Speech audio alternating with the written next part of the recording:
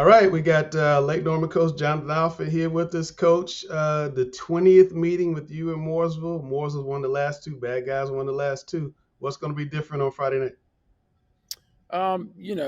This game is a lot like Carolina Duke in basketball. I've played in this game as a player. I've coached on both sides of the fence. And it just always seems, regardless of records, this game is a hard fought, get after each other game. And that's just kind of the way it is. I mean, I think it still is the longest game in North Carolina history. One year they played 7 overtimes. Now, I wasn't involved in that one, thank goodness. But, it's a great crosstown rivalry, arguably one of the best in the state. And so I'm just excited for our kids and then even their kids to get the opportunity to play in front of the crowd that I expect to be here on Friday night. You talked about coaching on both sides. What's it like coaching against your old school? Do you give them any secrets? And then do you take the other school Well, back when you you go? know, my dad started coaching at Mooresville in 1989 with Mike Carter. I grew up in that program. I was a ball boy for 8, 9 years, and then tried to get the job twice, and then just the powers that be, and honestly, at the time, I probably wasn't ready. But this place gave me an opportunity and has kind of embraced me.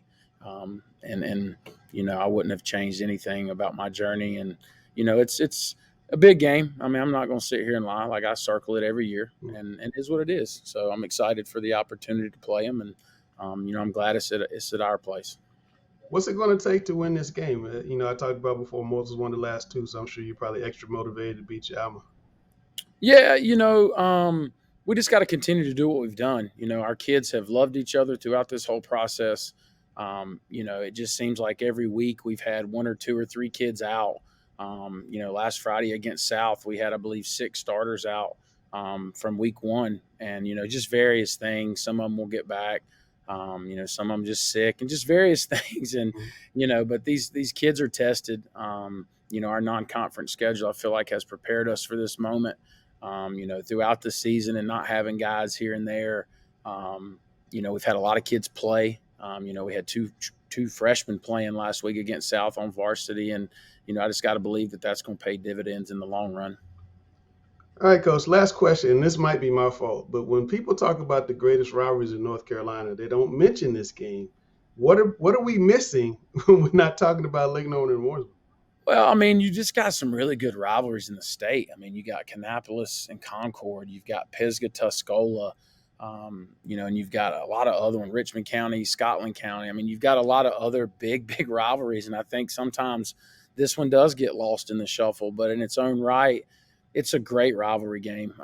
Being so close to one another and all of our kids knowing their kids and playing youth league together, and all of us, our staff and their staff knowing each other. And then, you throw in me and Dad's and then some of my other staff's connections to the place. It just makes it special. And, I remember coming over here, Josh Ladowski's senior year in 2014, and we were undefeated, and Lake Norman was undefeated. And there was a lot of people here, and I highly anticipate seeing, maybe 8,000 to 10,000 people here next Friday night. And that's just a great high school experience for our guys and their guys, and I'm really looking forward to it. Yeah, that's what it's all about. Well, Coach, thanks for jumping on with us. Good luck on Friday night.